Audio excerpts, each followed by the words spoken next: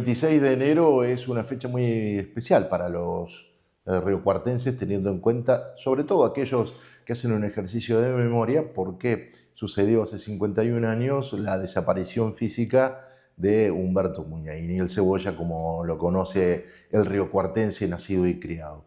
Eh, Lalo Muñaini es hijo del recordado intendente. Nosotros queremos hacer con él un ejercicio breve de memoria de lo que representó la figura política, pero la figura como profesional, el emblema que en ese momento histórico, un proceso que después estuvo signado por la llegada de la dictadura, tiempos muy difíciles de la política, donde el reconocimiento social y político para Cebolla, Muñaini, Humberto, era muy fuerte y la realidad política de Río Cuarto en el proceso histórico era trascendente. Desde allí hasta el comienzo del siglo XXI, Río Cuarto tuvo presencia política y de representación en distintos ámbitos. Uno de esos emblemas vino de la mano del justicialismo y los que hoy practican la política en la ciudad, sin lugar a dudas, están vinculados con lo que fue aquella gestión. Lalo, yo la verdad que te agradezco porque venís de viaje, es una fecha muy especial, estás llegando del exterior. Contale a la gente que nos está viendo, hagamos el ejercicio de memoria, porque realmente está muy bueno recordarlo. Bueno, empezando, gracias por la invitación y sí, yo siempre digo que si uno no recuerda a los abuelos, a los bisabuelos o a los padres, la cosa no funciona.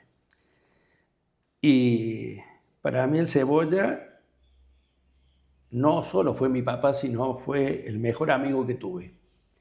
El que me enseñó lo que era trabajar por y para la gente. Y yo siempre digo, no es porque sea él, bueno, le tocó al Cebolla ser una bisagra en una ciudad que no nos era afín al justicialismo o al Frente Justicialista de Liberación, como se llamó en ese momento. Y yo creo que no solo ganó la elección por ser un dirigente peronista, sino ganó la elección por ser un dirigente social. Sus comienzos con una familia de raigambre italiana, Muñaini Vina, y de los Vina Muñaini en un momento se dio de que los dos primos eran candidatos, uno por el radicalismo y otro por el justicialismo. Y bueno, inicia él su carrera política en el Partido Demócrata, el viejo Partido Demócrata. De ahí fue presidente de la Juventud y después, cuando nace el peronismo, por supuesto, adhiere al peronismo hasta el día de su muerte. Y fue un hombre con una visión, entiendo yo, muy aperturista de la comunidad, porque en un momento decían, sí, dice, si gana el Cebolla va a envenenar la ciudad de Río Cuarto, va a tirar el Alberdi o va a ir en contra de los muchachos, en esa época del Golf Club Río Cuarto. Y él se reía porque era divertido, dice, yo tengo dos terrenos en el golf porque los miembros de la comisión del colegio médico, con Conti a la cabeza y Rodríguez, fundaron eso y todo lo que éramos tuvimos que ir a comprar los terrenos. Por el otro lado, dice, voy a envenenar el resto de mi familia. Y dice, somos una de las familias más grandes de la ciudad de Río Cuarto. Y tercer lugar, una cosa que era muy linda en el recuerdo, era, porque también fue presidente del club municipal, cuando llegaba al Club Atenas, entraba con la chaquetilla y le decían que salude a los Perón y saludaba a los Perón. Después sí tuvo, en eso sí yo les reconozco, la capacidad de haber elegido un muy buen gabinete, porque él decía siempre que si vos tienes un buen gabinete, el 50% lo hace el gabinete y el 50% lo haces vos saliendo a hablar con la gente en la calle. El intendente municipal no puede vivir en el Palacio de Mójica. El intendente municipal debe vivir en la calle hablando con los vecinos. Y en eso yo creo que los asombró al ciudadano riocuartense, habiendo colocado de secretario de gobierno al doctor Alejandro Artemio Gómez, que era el presidente del Colegio de Abogados, al contador Carlos Masuero, que era el presidente del Colegio de Contadores, al doctor Carlos Julio Magri, que era el presidente del Colegio Médico, al doctor José Rafael Vergés, que venía de ser juez, era miembro del Golf Club y del Jockey Club, como presidente del Consejo Deliberante. Entonces hizo un entramado social y, por supuesto, que para abajo trajo a todos los muchachos, entre ellos estaba yo, que éramos jóvenes y que recién se metían en la política, y eso le dio que cada uno de los secretarios eran gente más o menos de 50 años. Por ejemplo, el subsecretario de gobierno de Gómez era el papá del actual intendente de Guillermo, era el Cacho de Rivas. En el caso del secretario de Economía era la Norma Sende Fernández. En el caso de Salud Pública era su sobrino, el Héctor Emilio Vina. Y así fue amalgamando a todos los que estaban dentro del peronismo y a los, en ese momento, socios del peronismo para la candidatura a intendente. Eso le dio una facilidad de gobernar, porque quien puso asesor letrado a Roberto Torres Vélez era el máximo que se podía poner. Es decir, creo que buscó a todos que tenían experiencia para los cargos ejecutivos número 1 y los que faltaba experiencia pero tenían la fuerza de la juventud para que pudieran trabajar y hacerse. Y en el caso, por ejemplo, de Negrita Rodríguez Vázquez, que después fue la intendente que lo sucedió. En el caso de, ¿qué te puedo decir? De los acuerdos que tenía con el gobernador Obregón Cano. Se habían estudiado juntos, se habían recibido juntos, y él le decía, bueno, tengo que ser senador nacional. No puedo, Humberto, dice, el senador nacional es José Antonio Allende. Bueno, voy a ser diputado nacional. No, ese es para Carlos Palacio Deza. Bueno, soy vicegobernador, es para el negro Atilio. Entonces, después que lo hizo sufrir un rato, le dice, bueno, te voy a decir algo. Lo único que aspiro a ser intendente de Río Cuarto, porque es el mejor homenaje que me pudo sentir a la familia mía, es decir, que un hijo de esos viejos italianos que vinieron al país pueda ser el intendente del Río Cuarto. Y esas cosas que a uno le quedan, te imaginas, en el caso del Chachi Llamosa, en el caso, vuelvo a repetir, de Cacho de Rivas, el caso de todos los muchachos que trabajaron en conjunto, como Acevedo, como Fauda, ¿sí? Y los llevaba uno por uno a almorzar a casa para hablar de política y preguntarle cómo estaban las cosas. Entonces, les iba enseñando y nos iba enseñando que la política era estar con la gente. Porque él, aparte de ejercer como intendente municipal, ejercía como médico. Y hasta el último día de su vida atendió gratis un día a la semana. Y cuando hace el viaje fatídico a Villa María, donde sale electo presidente de los médicos justicialistas de la provincia de Córdoba, había hecho una cesárea y había hecho una apendicitis. Y de ahí vino a casa y le dijo a mi madre, mira Elvira, a la 1:30, 2 estoy de vuelta, porque al otro día nos íbamos a Córdoba y de Córdoba el domingo a la noche a Buenos Aires. Y bueno, yo le decía al doctor Matera, digo, ¿por qué? Y dice, porque la vida es así. No sabemos ni cuándo venimos ni cuándo nos vamos. Y sí, recuerdo, dicho por la gente que conocimiento, como la Policía Federal y demás, una ciudad chica era todavía Río Cuarto, pero hubo más de 50.000 personas en la calle despidiéndolo. y hubo 21 discursos. Y el último fue el mío, peleándome con el delegado de la provincia de Córdoba, pues yo le dije que no solo despedía al intendente Muñaini, sino despedía a mi padre y amigo. Y sí tengo un recuerdo muy importante del Chacho Maún, que era el Muñaini del radicalismo. El Chacho estaba con la señora en Brasil cuando se entera del fallecimiento. Me llamó por teléfono y me dijo, mira, Larito, vos no lo vas a enterrar al Cebolla hasta que yo no llegue, porque se me acaba de morir un amigo. Y eso hicimos, porque aparte, la delegación de Río Cuarto en Buenos Aires la tenía en el departamento del Chacho Maún. Es decir, que se puede trabajar conjuntamente de un partido y de otro, siempre teniendo como mira y como para que nos dé la posibilidad de resurgir y de agrandarnos como ciudad. Es decir, después de la elección, primero unir a tu partido, unir a quienes están junto con este movimiento, y segundo, es decir, papá tenía una reunión quincenal con los bloques de concejales. El presidente del bloque en esa época era el Piti Martínez, que fue juez federal, y con el presidente del bloque del Tribunal de Cuentas, que era el hermano de Obregón Cano, que era el papá del actual concejal Emilio Obregón. Entonces, y ahí se hablaba de todo, ahí se arreglaban las cosas.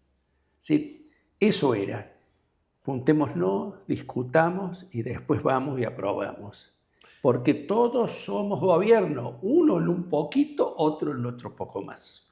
Decís 2 o 3 conceptos que definen lo que fue la construcción de la política y lo que se estuvo desarrollando como una cuestión de un perfil muy local, muy riocuartense. Después el proceso, la evolución, la dinámica, llevaron a otro lugar. Pero estamos 50 años después, 51 años después, recordando a tu papá y entendiendo, fíjate vos la paradoja, ¿no? Tenemos que entender que la mediatez del mensaje no tiene nada que ver con el vínculo con el vecino, ni con escuchar al vecino. La política se fue a un lugar que es muy extremo, donde el diálogo no existe, sino lo que existe es la agresión y la descalificación, y todos estamos entendiendo que hay que retomar la senda, que hay que volver al eje, y el eje tiene que ver con estar cerca de la gente, con escuchar a la gente, con respetar las ideologías y los pensamientos distintos, pero siempre en un proceso de armonía, que es lo que estamos clamando, me parece, como sociedad.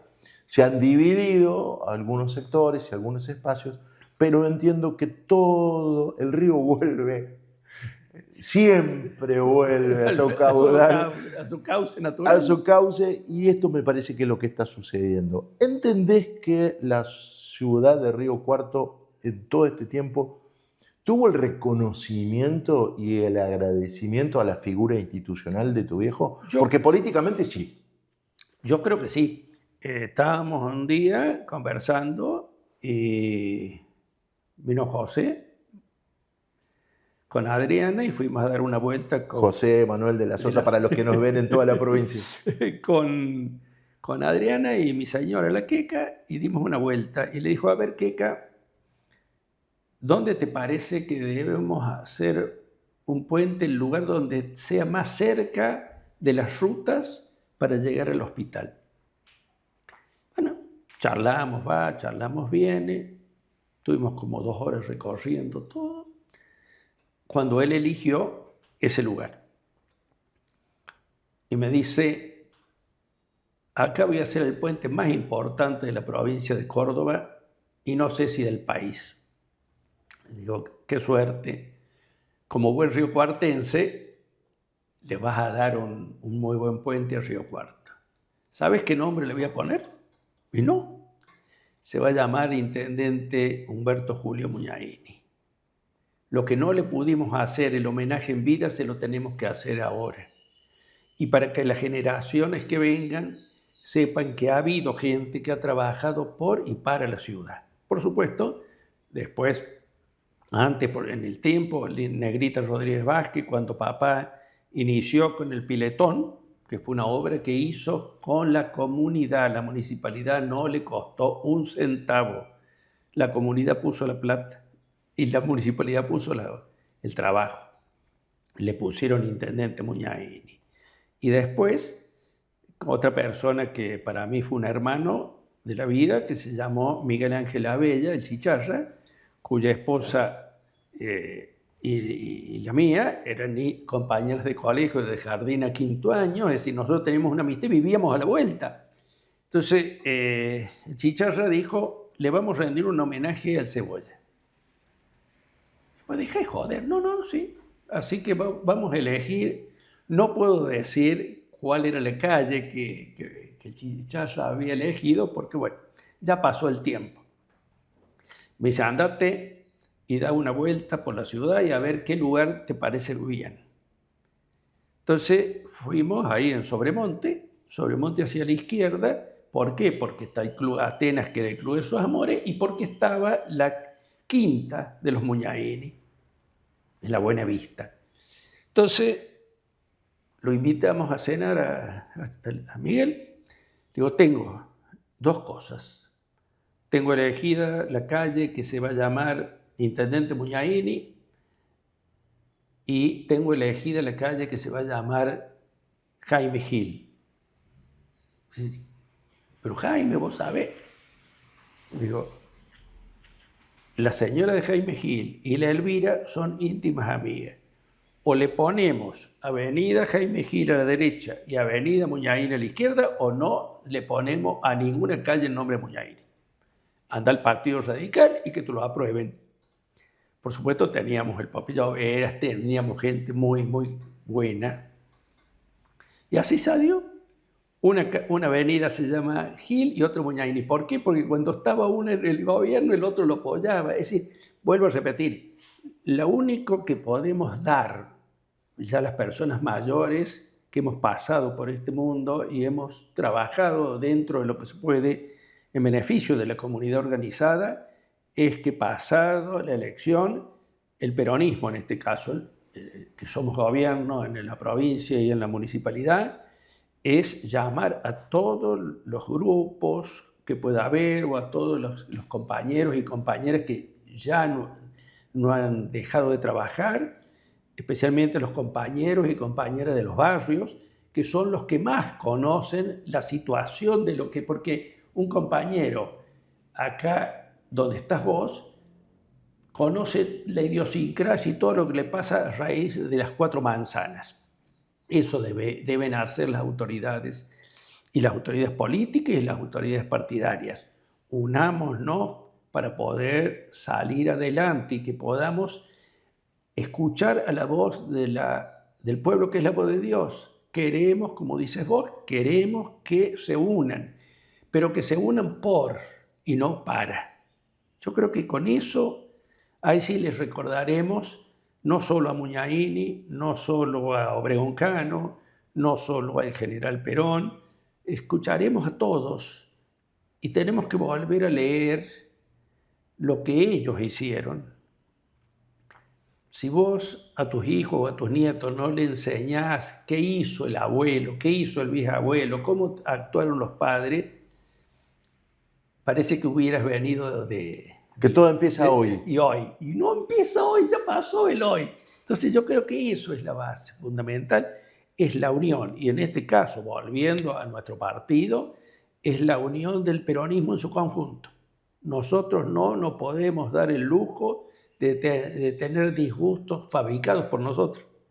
Nosotros debemos apoyar, y vuelvo a repetirlo, al intendente municipal, a Guillermo de Rivas, y al gobernador Yairora. Si es que queremos que el peronismo siga gobernando la provincia, en este caso la ciudad, y todas las municipalidades a las cuales ustedes llegan. Es decir, la base es esa. ¿Cómo no lo vas a...? Doy un ejemplo. Baigorria, con Pascualito Bértola, que por supuesto fallecido. Vayan a estudiarlo lo que Pascual hizo y van a ver. Vayan al doctor Berecíbar en Huinca Renanco y van a ver Entonces, en cada uno de los lugares, a los Zambronis de Maquina, es decir, en cada uno de los lugares ha habido un referente justicialista que ha puesto la piedra basal y es por la cual nosotros debemos seguir trabajando y ese es el homenaje que le debemos a los que ya pasaron. Se llama Eduardo Lalo Muñaini, es el hijo de quien fue Humberto Cebolla Muñaini, que fue nuestro intendente, que fue una de las figuras políticas que atravesó además un proceso histórico, porque estamos hablando de un gobierno que tuvo que sufrir las vicisitudes de la violencia de Estado y que terminó en el proceso del 76, que ya los que nos gusta informarnos sabemos el recorrido que nos trajo y el derrotero que nos trajo como país. Te voy a cortar una sola cosa. No hay que olvidar el navarrazo y el cordobazo. Pero el navarrazo, la ciudad de Río Cuarto, en su conjunto, sin miramientos políticos. La destitución de Obregón Cano. La destitución de Obregón que se dio, no se dio en Río Cuarto. Y los ómnibus que tenían, que puso la Universidad de Río Cuarto para que vinieran a acompañarlo a Muñaini. Porque Muñaini no era por ir a Muñaini, era porque era la institucionalidad, era la municipalidad de la ciudad de Río Cuarto. Es decir, ahí se unió el pueblo, la universidad y los políticos. Y eso es lo que volvemos, como síntesis, eso es lo que tenemos que volver a hacer. Está hablando de cuando se destituye a Obregón Cano como gobernador institucional. Esto no tuvo impacto precisamente en Río Cuarto y se pudo sostener la vida institucional por lo que está comentando. Lo digo, hay mucho para aprender y para recorrer en Río Cuarto. Tenemos que hacer ejercicio de memoria porque eso es lo que nos hace fuertes y que, en síntesis, es de donde tenemos que volver a brevar. En el sentido común, en la unión, en el encuentro y en el diálogo.